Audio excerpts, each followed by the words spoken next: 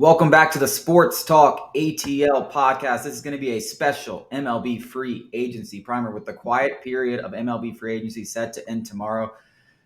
All the Braves are officially free agents. Dansby Swanson, no longer technically a Brave. Kenley Jansen, Adam Duvall, several others.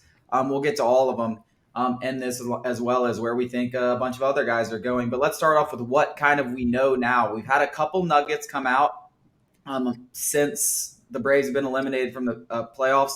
Most notably, Dansby Swanson. The Braves reportedly offered him $100 million in free agency during the regular season, which he wisely declined. Pretty much, if you go through, and I have them all written down here. If you go through all of the reported offers, the predictions, pretty much everyone expects him now to get 6 years, $140 million. So he bet on himself. It worked out. You got Jim Bowden here, 6 years, $154 million. John Haven, 7 years, $175 million. Keith Law, he's the highest on him. He thinks he could be over $200 million. ESPN just projected $150 million over 6 years. I said 6 years, $160 million. Fangraph, 6 years, $140 million. So that's pretty much the ball mark. You got like a $50 million cushion of where it could be. But what's the most you personally, well, I guess not personally, but you would like the Braves to pay Dansby Swanson, assuming that he gives the Braves a slight hometown discount? I don't think it'll be anything huge, but I do think, if the Braves come in at a very fair offer, let's say 6 for 150, that gets it done right there. What's the most you think you would pay him? Jake, you want to get started? I think like 145. Like Fangraphs is 140. I'd be willing to meet in the middle at 150, but I don't know, man. I feel like Trey Turner is going to get like a massive bag. It's going to be something that we see that contract and we're just going to be like, yeah, that was never going to happen. I feel like someone's going to give him dumb money. Probably the same for Correa. I don't know. I feel like once you get up to 170, I feel like that's when you kind of may just want to spend the extra money, but we'll see. I don't know. I feel like this is going to be a really weird free agency period.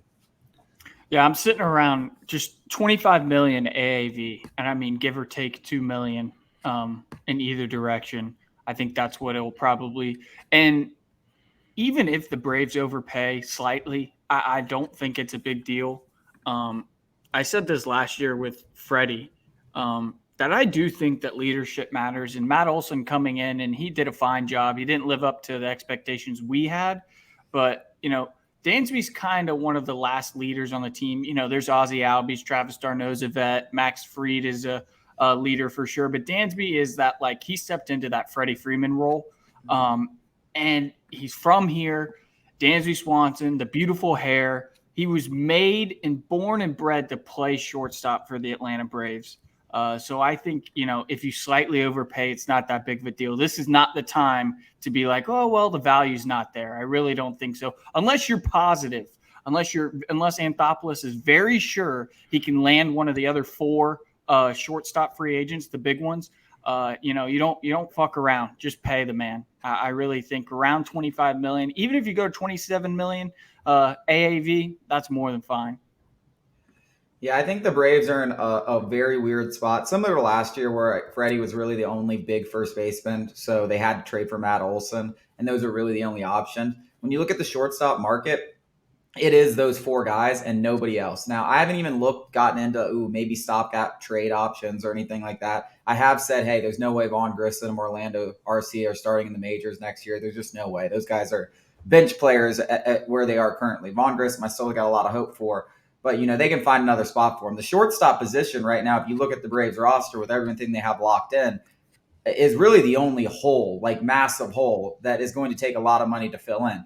Left field, we don't know about the future of that position. I've talked about Justin Henry Malloy, but there's a million left fielders you can sign on a year-to-year basis until you figure that out long-term. That's not shortstop. And when you've got the shift banning, you need a good defensive shortstop. And if he's not a great defensive shortstop, you need someone like Trey Turner or Xander Bogaerts that are going to hit 30 homers and 300. So shortstop to me, I just think is just such a big hole. Even when guys talk about, starting pitching, because you got Max Fried eventually going to be a free agent.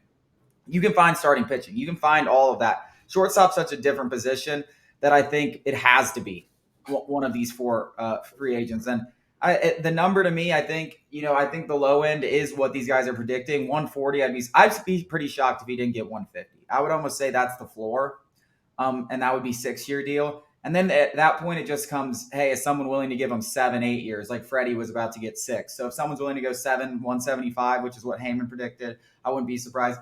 And I wouldn't be totally shocked if someone went 8 years. I do think the Braves have something working for them, and that's that there's 3 other options, but the other 3 options are undoubtedly going to be more expensive. So I like what you said, Jake. If you start to get to the 175 mark, hey, why don't you just go look at Trey Turner? I do have this weird gut feeling. I know what you said about Trey Turner, that like that's the Braves' target. I don't know why. I just feel like if it's not Dansby Swanson, like, and they are going to spend that big money, like it just feels like they're going to go after Trey Turner. Everyone kind of thinks he's going to the East Coast. He's dominated the Braves. We know Alex Anthopoulos has kind of like I love Dansby. Look at Trey Turner kind of to him. So that's the one guy I would keep an eye on. But like you said, Jake, he could get 300 mil. I mean, I know people are projecting to get anywhere from 225 to 275, but who's to say he can't get 300 mil? Because when you talk about offensive shortstops, I mean, you just look at F4. I mean, you saw his hype video. If you watch his hype video, he's the only shortstop since Derek Jeter to hit over 300. He has the most WAR of second most WAR of any other player in the MLB since 2019, and that's like Aaron Judge is the only guy with more WAR, and he's ahead of Freddie Freeman, Mookie Betts. So it's going to be fun. But we talked about earlier, Alex. It's going to be one of those situations I feel like it's going to be dragged out for a while. Like I don't think any of these guys are signing right. I think it's 5:00 tomorrow where things get kicked off and you can start hearing free agent deals between other teams. I don't think anybody of these shortstops is getting signed very soon once the bell rings. Yeah, everybody's going to be waiting on the other guys, especially not so much Carlos Carrera. Boris is just going to play hardball and get every last cent he possibly can. So that's naturally going to take a long time. But then the other 3 are just kind of waiting and seeing so that, when one of the guys signs, they can take that deal to the table, Carlos Carrera, and be like, well, there you go. Look what Carrera signed for. This is what I'm worth, especially Trey Turner. It's kind of a domino thing. Carrera's probably the best, and then Trey Turner, and then Xander Bogaerts, then Dan's. So they'll take the deals into negotiations that are already agreed upon, and then they'll be like, well, this is what that guy's worth, so Dansby's worth this. It's going to drag out just like we saw the Freddie Freeman deal drag out. And, that's good news for us. We have a lot to talk about. There's going to be lots of rumors. But yeah, don't expect this thing to work out by tomorrow. I get to get into predictions in a little at the end. But Jake, who's the guy like out of all these shortstops that you want? Like who you're like, and contracts included. So like, Carlos Correa is going to sign for $300 million. Trey Turner is going to be around the same. Let's say Xander Bogaerts is $200 million and Dansby's $150 million. Who's the guy at those price points that you personally want? I'm biased because I've said many times that Trey Turner is probably one of my 3 favorite players in all of baseball. So I'm going to pick him. I don't care how much it costs. And the Braves said payroll is going up. So, hey, whatever. I would love to have Trey Turner. The guy does everything. Well, when you talk about that, and I agree with you, Trey Turner's my guy. I might go Carlos Correa, but Trey Turner or Carlos Correa are one of them. But when you talk about like the actual payroll and the actual difference, $300 million and $150 million sounds like a shit ton, but it's really just the length of the contract we're talking about. Like we're talking about 31 AAV compared to 26 AAV, or 28 AAV compared to 25 AAV. So with payroll going up, if you think Trey Turner is going to be good for 8 years, then you go get Trey Turner if there's less risk. If you think that's less risk, because the risk is in the length of the deal, not the value of the contract. You know what I'm saying? Yeah, and I mean, we're talking about a guy last year that had almost 30 steals, 20 home runs. Like he could be a 30-30 guy. He is probably the best pure leadoff hitter in the league. I don't know if you want to keep Ronald in that same position if you do go with that, man. But you want to talk about speed and power at the top of the order. And that's kind of something the Braves have been looking for, too. We kind of need a table setter. We've had problems with that before. Everybody can hit the long ball. We need some guys like Michael Harris immediately when he got called up. He was a table setter, and that helped a lot of issues. Hell, if you want to bat him ninth, go ahead. But, yeah, I mean, I would love to have that type of guy on the team. I just love him. He's one of my favorite players, so that's just going to have to be my answer. I'm going to go a different direction, and I spoke on it earlier, and it's the chemistry factor. Not that Trey Turner is, anything but a good guy, good teammate, good locker room guy. But Dansby's been here. He grew up in Atlanta. It just makes too much sense to me, chemistry-wise, Chase, you talk about it all the time. How 162 games is a long time. Dansby's a fucking Iron Man. The dude doesn't miss games. He holds everybody accountable. I'm not saying Trey Turner isn't all of these things, but we already have that guy. He's an Iron Man. He wants to win as bad as anybody, if not more. And we already saw how, the Freddie Freeman saga unfolded, and I just don't need the drama. Just re-sign Dansby, even if it's a little bit more expensive than Anthopoulos is comfortable with, or the projections. I don't think what he did last year was a flash in the pan. I think that's who he is. Maybe he regresses a little bit, but it's certainly not, out of the realm of possibilities for him to keep playing like that. That's for sure.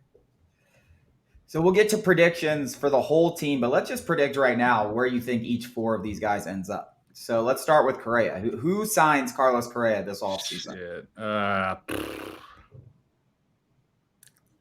don't know. The Yankees are rolling out Isaiah Falefa at shortstop. I feel like the Yankees could get one of these guys. I'll say Correa. Nah, actually, I feel like they don't like each other. I'll go. I don't know. Alex, you go first. I don't know if I'm qualified for this answer. I know the Rangers are willing to shell out money. That's probably a good place to see. And Corey. They already paid Seager big money. I was thinking the Rangers too. That's why I paused. Well, Boston's been reportedly not really willing to. I don't believe that. After getting Trevor Story. I don't know how true that is, obviously, but I don't believe that. I think Boston gets one. I think Boston is going to be really involved in all four of these guys. I think the Yankees will be briefly involved, but the reason they didn't go after Correa last year, and I think it's stupid because you don't know how any of these prospects are going to end up and when they're going to start being good. So they're trying to win championships now. They should have gone after Correa last year, especially since he was willing to take basically a 1-year deal. But I think they'll be involved. I do think, with their top prospects getting closer to the bigs, they might not get them because there's only 4 and there's about 9 teams I see. I would watch out for the Mariners. The Mariners are really close and need a shortstop. I think the Phillies land one of these guys. If you look at what the biggest hole in the Phillies is right now, it's the Phillies. God, I hope it's not Trey Turner because he just makes the Nationals, Dodgers, Phillies round. That would drive me insane. Yeah, it's just like 3 teams that you just hate, and he just keeps going. I could see Trey Turner landing in Philly. You want to talk about a team that's shown they're willing to spend big money. They definitely got a feel after their run that they're just a piece away. So I could definitely see Trey. If I'm going to go predictions, I'd go Turner goes to the Phillies as much as I hate it. I think Bogarts goes back to the Red Sox. Correa, let's go off the wall and go the Cubs. I was going to say I've seen some Dansby to the Cubs stuff, so maybe that would. I don't know. I could see Giants involved in that too. I know they're Brandon Crawford. So, I don't know. I'll just predict that Dansby returns to the Braves because I think it's the most logical thing. But that's where I see those four guys. Obviously, you have the Dodgers too. We didn't even say them. They could go for Correa. The Dodgers are losing Trey Turner, and they have a shit ton of money. So I could see the Dodgers and Correa working out a deal if they don't get Turner back, or even Bogarts. Yeah. But let's talk about the other big rumor that's kind of making its ways around, and I know Braves fans want to talk about it. Jacob deGrom. The Mets apparently fear the Braves and the Rangers as the biggest potential suitors from stealing him away. It also just kind of sounds like this, and I know Steve Cohen has a bag of money, that they're kind of wary about handing Jacob deGrom the bag. And I feel like the Mets, I do think deGrom's is going to get signed outside of New York. I think, unless he goes to the Yankees, but I think he gets. I don't think he's with the Mets next year. I don't. But I kind of want to debunk this rumor to the Braves because I feel like the only reason Andy Martino reported this is because Buster Olney reported it during the season, and it's kind of been brought up several times that the Braves might be in under deGrom. It just doesn't make any sense to me. I talked about the biggest hole on this team. It's at shortstop. And everyone and fans want to go out there and say, oh, we're going to get Dansby and Rodon, Dansby and deGrom. Guys, they said a top 5 payroll. First of all, they said a top 5 payroll, and that didn't say, oh, we're going to be a top 5 payroll next year. But do you guys realize what our payroll would? We would be the Dodgers if we signed deGrom and Swanson and whatever bullpen guys we need and maybe a left fielder. We would have the highest payroll in baseball. The Braves didn't say, hey, we're going to be the highest payroll in baseball. We're going to be a top 5 payroll in baseball. We're already a top 10. Just with our dollars committed to next year, once you get done with arbitration, we're at close to what our opening day payroll was to begin last year. That's with adding nothing. That's not with resigning Swanson. That's with nothing. So to me, it's one or the other. And when you talk about Spencer Strider, Charlie Morton, Kyle Wright, and Max Fried, like, you don't really need DeGrom. I mean, that'd be awesome, guys. I mean, who wouldn't love Jacob DeGrom to put atop your rotation? And now you're talking about Kyle Wright as Charlie Morton as your number 5. But Alex Anthopoulos hasn't shelled out the dough on a starting pitcher yet, and I just don't see him doing it on DeGrom, who's going to get probably $40 million AAV for 4 years, and in the injury history and everything. That just to me is a rumor that just kind of like caught fire since the beginning of the season, since Olney said it. And I'm sure there's some mutual interest, but there's been mutual interest between the Braves and every free agent. Like everyone wants to play for the Braves. Like there's mutual interest, but I was going to say, I put the whole DeGrom thing out of my mind whenever Charlie Morton got $20 million. I think everybody should have. I think everybody should have done that. As soon as we re-signed Charlie Morton to a new deal, anything to do with any starting pitcher, in my opinion, was over. I mean, you don't do that without – that's $20 million that could have gone to another starting pitcher. Yeah, like I mean, you don't do that. And whether it's right or wrong, that's how it went. So, you know. Yeah. Well, and listen, who the fuck knows? I mean, maybe Liberty Media just says, hey, fuck it, man. Money on deck, baby. We're going to spend the shit out of it. And, like, if that happens, like, hell yeah. You ain't going to hear me complain, yeah. Yeah. I mean, it ain't my money. I don't give a shit where it goes. Just keep making this team better. I mean, DeGrom's going to pack seats in the house. It's kind of our money. Go to a lot of games. Yeah, that is true. I spent a shit ton on vodka waters. Yeah, I paid $80 for, like, 3 drinks at the Battery. It is my money. But, yeah, I just like, to me, that's just a rumor that's kind of like kept going. And you just, even you talk about the 5th starter spot, we have a lot of guys. Kyle we got Muller, a log jam. There's a log like, jam. Are we just giving up on Ian Anderson? Like, the guy's never going to pitch again? I mean, God, exactly. Ian Anderson is a great number 5 if he goes back to what he was. Now, I never thought he was a frontline guy like we kind of had him a couple years ago, but we won a World Series with him as our number 3. Now we're talking about him being our number 5. And we're trying to spend money on Jacob DeGrom. It just doesn't make any sense. Like, if it's between shortstop and starting pitcher, it's a no-brainer where you're spending that money. It's Dansby Swanson, or whoever the shortstop is. As much as I'd love Jacob DeGrom, it makes the team better. I saw someone say, "Well, what if we get DeGrom and put Vaughn Grissom at short?" And I'm like, okay, you just go all out on starting pitching, but is that better than having? If you can only go one or the other, is it better than getting that shortstop? That's way too big of a risk to me. When you have as much pitching as you do, I think that's just way too much of a risk. And you look at Kyle Wright. Kyle Wright just won like minor league player of the year or whatever it was for AAA. Like you have pitching, and I understand Jacob DeGrom is like the best of the best. Like, let's not get that twisted.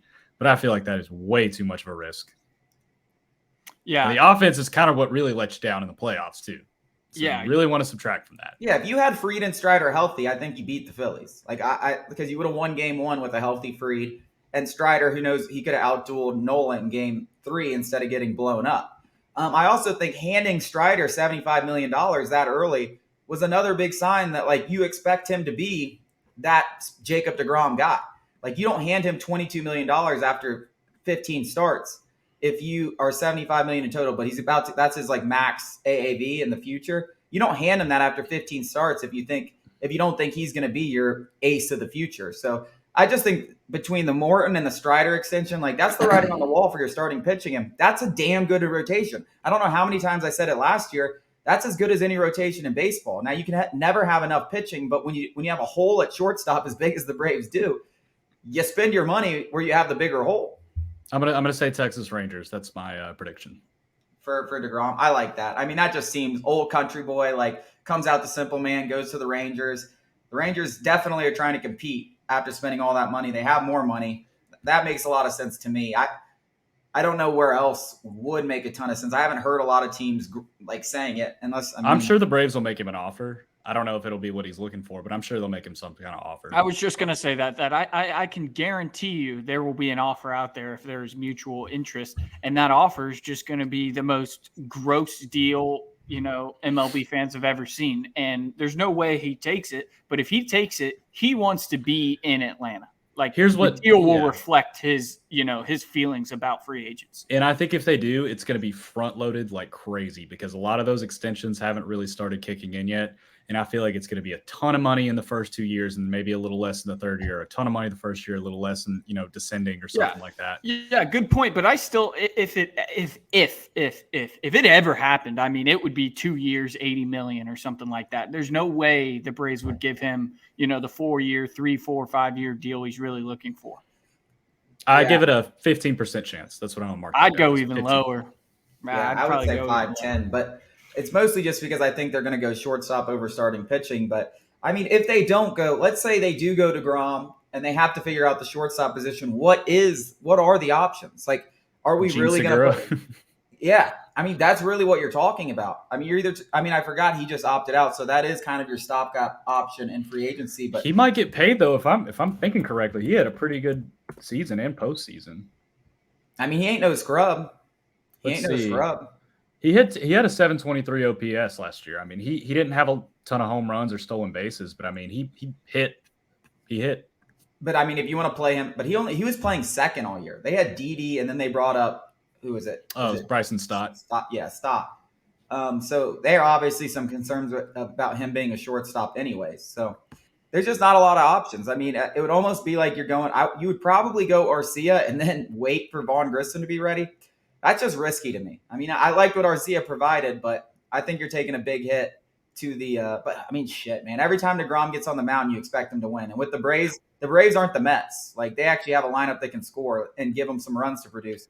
That would almost be a win every 5 days. I'm gonna squat on this because I know somebody's gonna say it. Somebody's gonna say we just move Ozzie back to shortstop, and he probably hasn't played shortstop since what? AA, single A. Yeah, he hasn't played it since the minors because they teamed him and Dansby up. Yeah, and he's coming off injury. Yeah. So that's somebody's gonna say it though. Somebody will say it. No, well, the worst one that I hear is, Braden Shoemake will just play short. Motherfuckers. Braden Shoemake is like hitting like us out there in the minor leagues. Braden Shoemake might get claimed in the Rule 5 draft. I'm not joking. That might happen.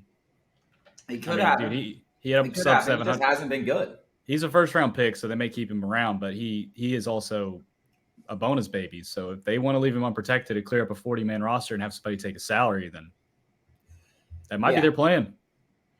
I agree. But I do think DeGrom will leave the Mets. I just don't think it's going to be a Brave. As I said, the payroll is going to be higher. It's higher than it's ever seen. It's an exciting time to be a Braves fan, but it's not going to be that high. I think Kylie McDaniel said if the Braves were to sign DeGrom at like what he's expected, his market rate, which is around $40 million a year over even if it's a short-term contract, 2-3 years, they're in the luxury tax. And now the first level of the luxury tax is like nothing. It's only like I think if you go over it by 5 or 10 million, like you pay an extra $2 million. But the second level, once you get over 253 million, it goes up. Then 90 million, it goes up even further. So it's probably like the NBA too, where if you're a repeat taxpayer, it goes up more there's like a multiplier.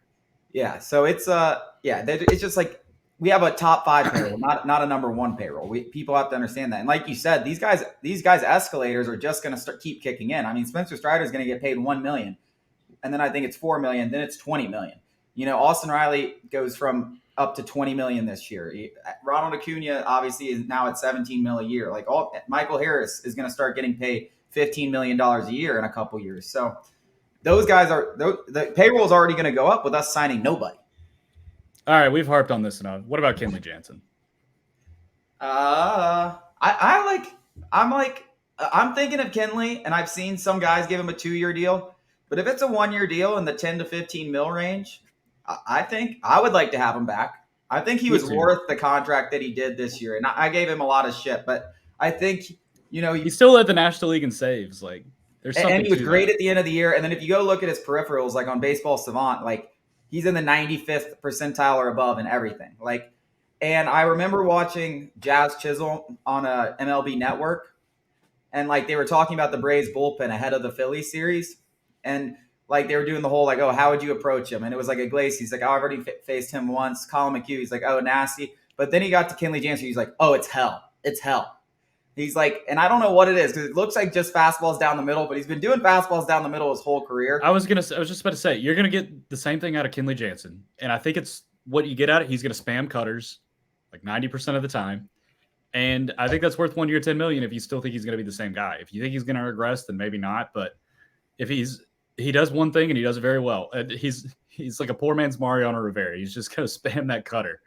Obviously, Mariano had a lot more other pitches, but really, I mean, I would be willing to bet. I'm going to look on Baseball Savant. I'm willing to bet it's over 85% cutters.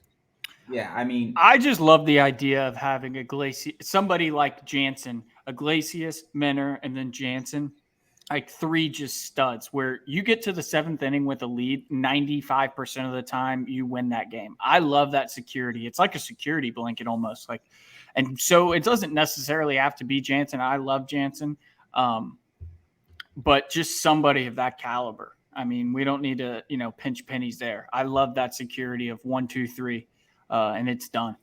Yeah, and if you get Jansen, I know if you get Jansen and let's say you bring back Luke Jackson on a small deal coming off Tommy John, your bullpen's pretty much set. You pretty much have the same thing you have last year. I know we lost Matzik for the year at the end of the season, but you throw in Luke Jackson, you get Kenley Jansen, you have an elite bullpen again because McHugh's back.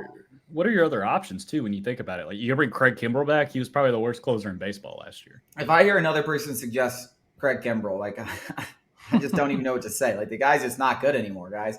Let it go. He had a great Braves career. It's over. We do not need Craig Kimbrell. I mean, washed. You could go. I love the guy, but he's washed. You could go Iglesias to the closers role and get a guy like Adam Ottavino or Rafael Montero. I love both of those. I love Montero. He would be a good one. Yeah.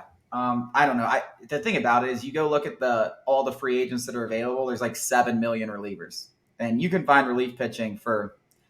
I mean, look what McHugh brought him, and he came off an amazing year, and we got him for like 2 years, 10 mil.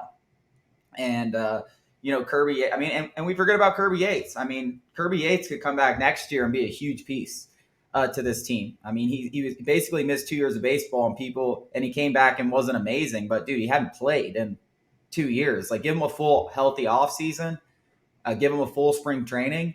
This guy could easily be your setup man to Rafael Iglesias. So I'm not a huge, you have to go get a closer guy, but if Kenley Jansen's there for 1 year, 10 million, 1 year, 15 million, I just think that's his price tag. If he wants 2 years, 30 million, you say, hey, it was a good run.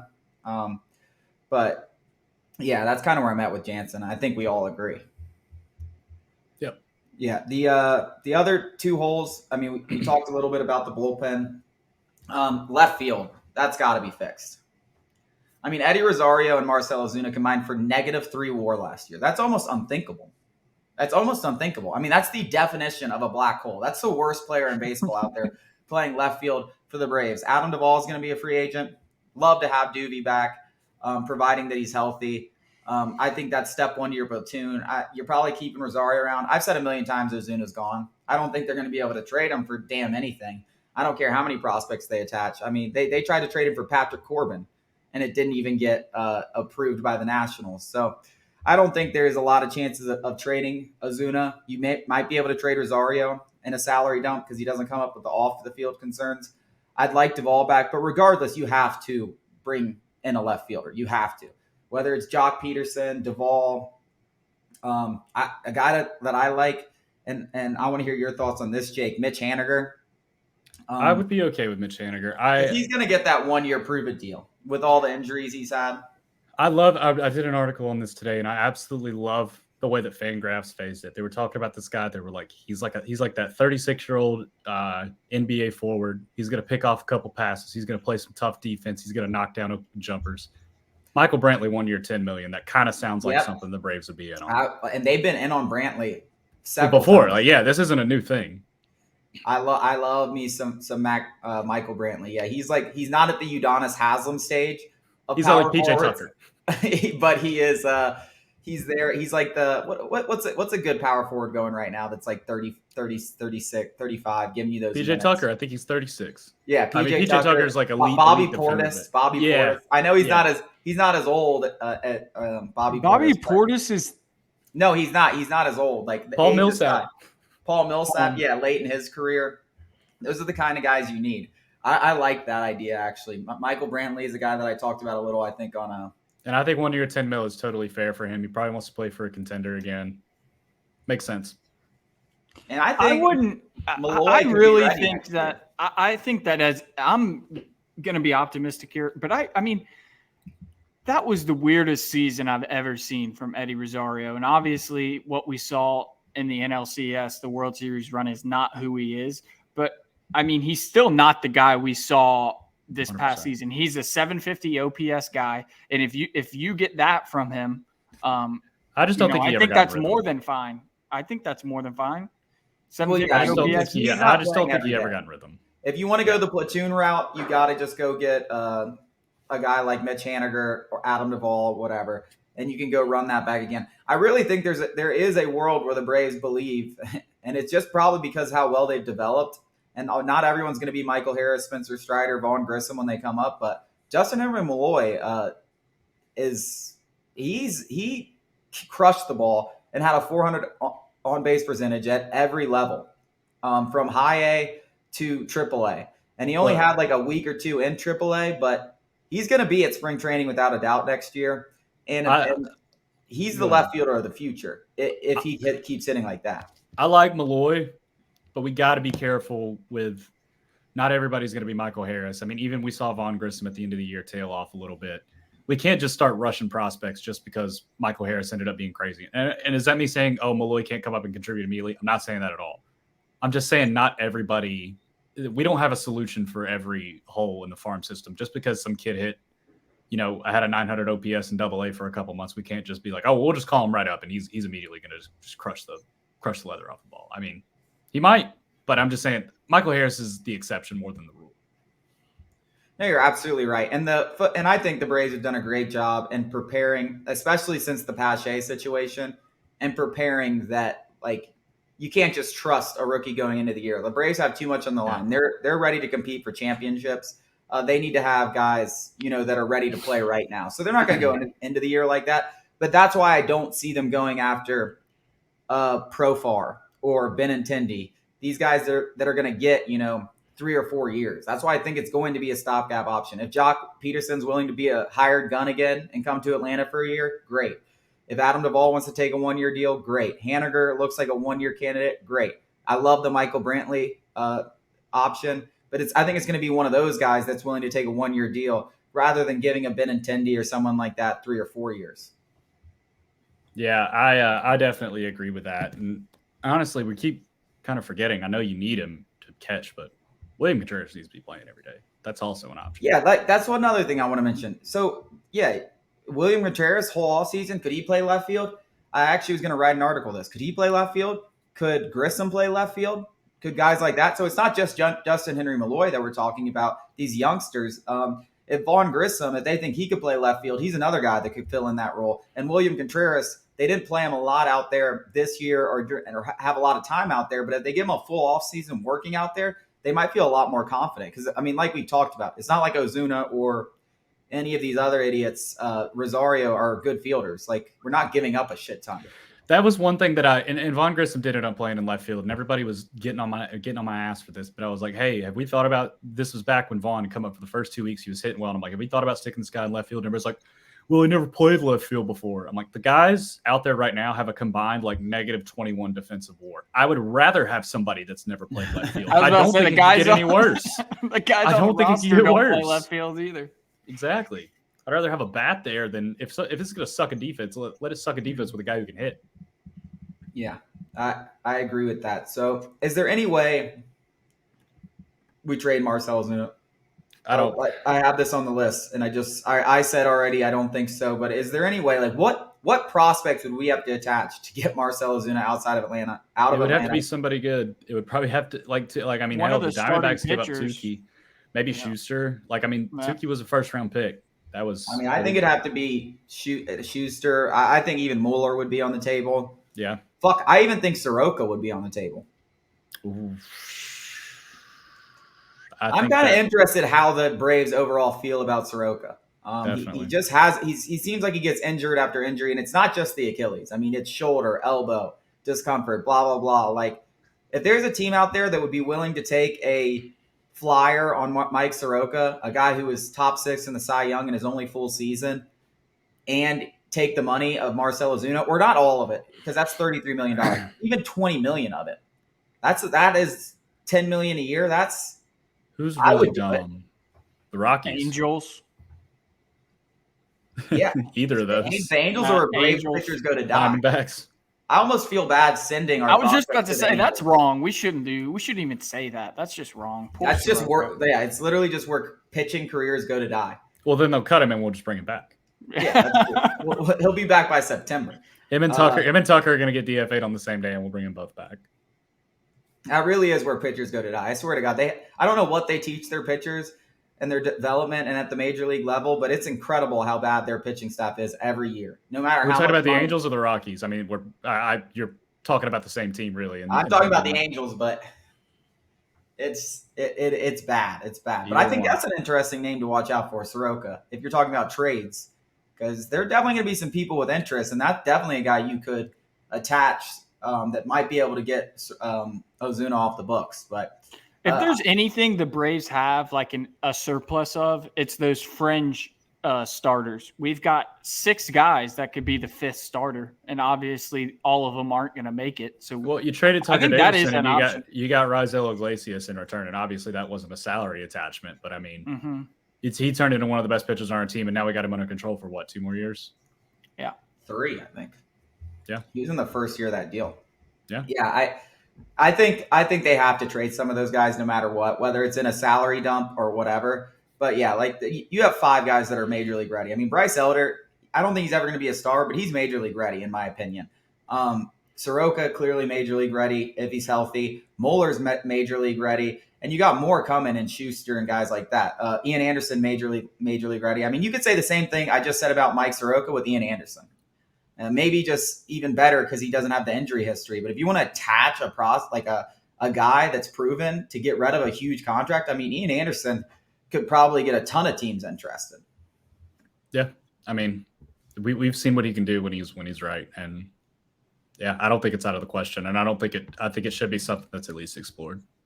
Yeah, I agree. Before we get to our predictions for the Braves, how we think this pans out. Any other names? I know you just did that article on the 3. I said Jose Quintana. That was kind of just like somebody on the list. I think Conforto was another one they might revisit. Conforto's an interesting name. They could revisit that. We'll see. I feel like he'd be a little more than Brantley, but not much. Maybe like 1 year, 12, 14 or something. I agree. I think those guys are 1 year contracts, especially Conforto, who's in the middle of his career. Probably wants to be a free agent again after a big year because he's coming off injury and hasn't played in the whole season. So let's get to our predictions. Who wants to do it first?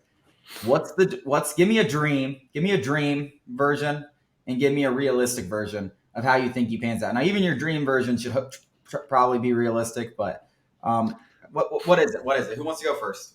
I'll go first, and I'm just going to do the most boring, realistic thing. I'm not even going to give you a dream because I'm fairly confident, and this is how it'll go. We'll re-sign Dansby, and we'll re-sign Adam Duvall, and that'll probably be just about it. We'll sign a few bullpen arms. I don't think we re-sign Kenley. Rossiel takes over the closer role. AJ Minter set up, and we sign, maybe a couple more arms for the bullpen, but that's it. Quiet off season. Realistic for me, I'll go Rafael Montero, Brantley, Dansby back. That's my realistic. My dream is Trey Turner, Montero, and Conforto. I feel like that's kind of pricey, but I mean, those 2 will probably be about $20 million. You can live with that. Realistically, my realistic one's definitely going to be boring. It's going to be re-signing Kenley, Dansby, and Mitch Haniger. I'll go Mitch Haniger. That sounds reasonable. That's realistic. Dream would be Trey Turner, just like you, Jake. I'll go Adam Ottavino in place of Jansen. I don't know. I just have a thing for Adam Ottavino. It's just because have a nasty slider. His ball moves like 300 feet to the left, and it's crazy to me. I've always wanted him because I'm always like, dude, I don't know how anyone hits him. Like, I don't know how anyone hits this shit. Yeah. And then in left field, I guess because I'm a dreamer, I'll go Jock Peterson. I'm a dreamer. I don't think it fits particularly well with Eddie Rosario because both those guys are lefty platoon guys. So I think it's probably more like a Conforto if I was going my dream or something like that. Is he a lefty? Am I tripping? I don't even know. But if you don't know, I think he's a righty. I don't know. But yeah, I would get probably a right-handed bat in left field. But Jock Peterson would be dope. I just want him back, man. Fuck fuck everything. The fact that he's not an Atlanta Brave just pisses me off. But that wraps up this episode of the Sports Talk ATL podcast. Jake, I don't know if you'll be on the next one. Me and Alex talked about it. We're going to do like a Hawks-based one because the Hawks actually look pretty good. I have the NPRE on Monday, but I should be fine Tuesday. And we're going to talk about the Falcons-Panthers game that comes up tomorrow night. So thank you guys for listening, and we'll be back later this